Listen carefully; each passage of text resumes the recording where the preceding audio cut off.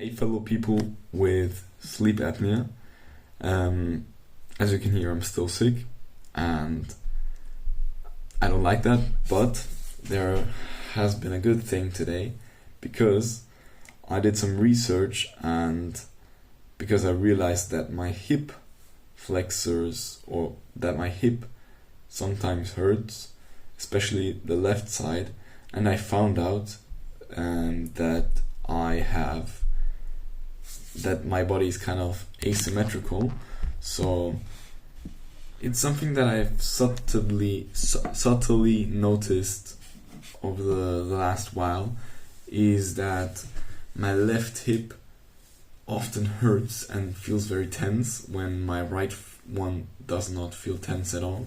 For example, when I go into a stretch where I sit on the ground, that kind of yogi position, and I lean forward, my left butt cheeks instantly gets tense and it feels like a strong stretch, but my right one not at all. And so I decided to do some research, and I realized that through my actions and habits I have developed a kind of asymmetry where my left leg is way stronger than my right leg, and it has always been like that. When I look back, always when I used to go on the scooter, I would stand on the scooter with my left leg, and I would push with the right leg, which is way more. By doing that, you strengthen the left leg way more than the right leg because it needs to stabilize everything and it has all the tension. So that might have added to the asymmetry, my scooting behaviors when I was a child, and also the way I sit, because I usually I have my left leg on the ground and I put my right leg over the upper leg. So I can even demonstrate this. So basically I sit like this, and that also adds to asymmetry because you have more, you put more force on your left leg and your right leg gets weaker. So I've been, and even now when I'm still standing, I notice that I'm putting my hip in a resting position where the left hip leans out and the right hip or the right leg, there's no pressure on it. So that's so interesting. I am noticing the asymmetries everywhere. And now the thing is, for this whole video you might think, what does this have to do with sleep apnea and wanting to fix sleep apnea?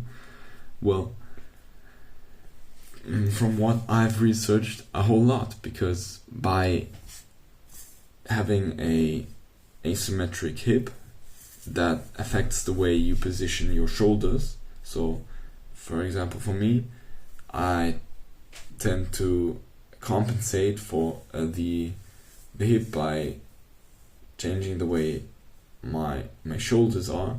It's not as strong as I'm demonstrating right now, but it's a subtle difference, and that imbalance in the shoulders therefore affects how the head is positioned and therefore affects the jaw.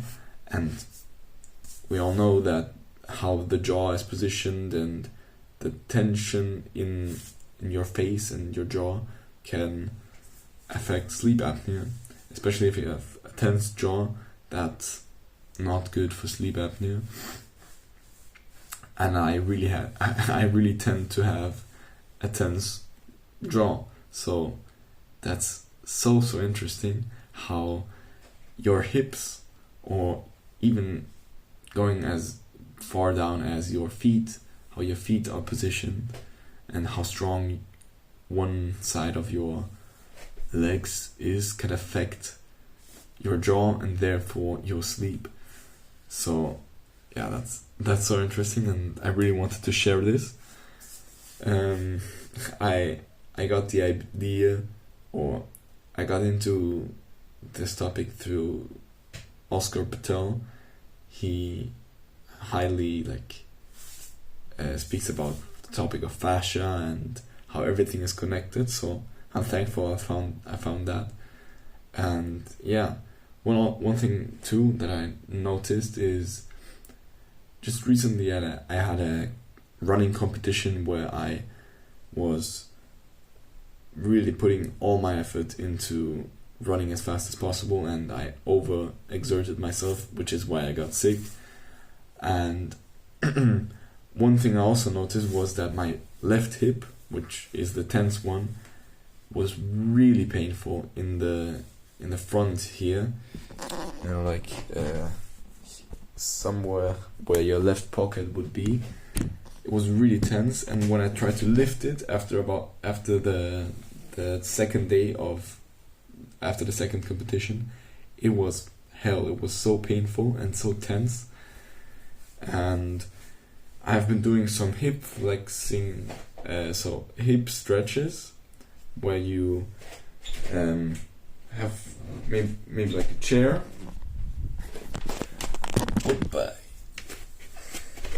and where you put it there, and then you stretch, and that has helped a ton.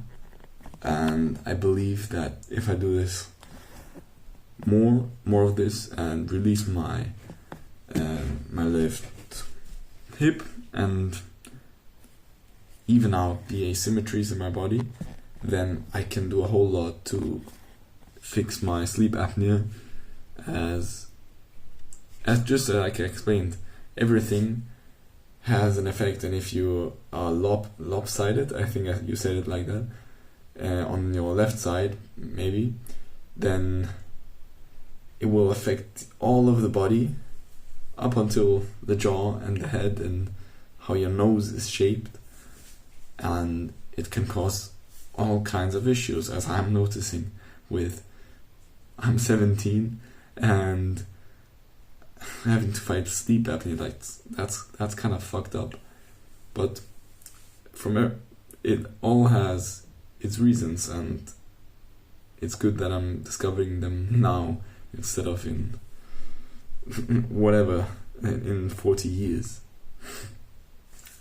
Yeah, so I'm gonna fix my asymmetries to fix my sleep apnea and my whole health, because it's not just that I have sleep apnea, but also many other issues in my body where I tend to get knee pain easily, and my back has been chronically tense or my upper back, like here, my neck, what's connected to my neck, has been chronically tense for 2 years straight, which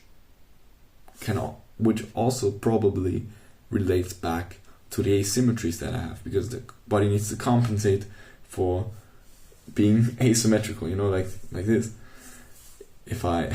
But this was exaggerated, of course. The muscles have to compensate, and they get overly tense over long periods of time, and I find it so interesting. And yeah, I'm gonna fix these issues, and I'm gonna heal sleep apnea. I'm confident. The whole body is a system; it all works together. And if one thing is out of whack, everything will get out of whack with enough time and power. And I'm gonna use that effect to fix that. So yeah, I hope you found this interesting as well, and I'll see you tomorrow. Let's go.